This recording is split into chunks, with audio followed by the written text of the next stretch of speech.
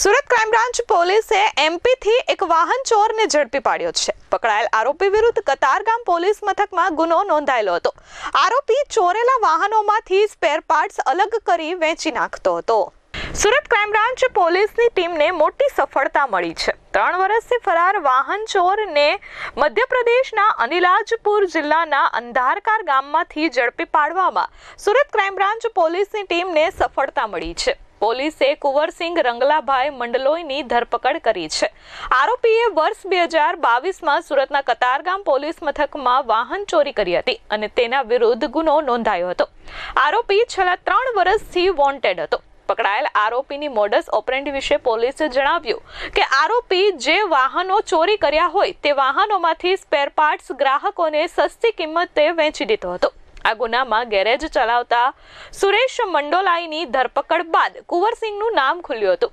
આરોપી ધરપકડ ટાળવા વતન છોડી અલગ અલગ જિલ્લામાં મજૂરી કરતો હતો. Bureau report S24 news Surat.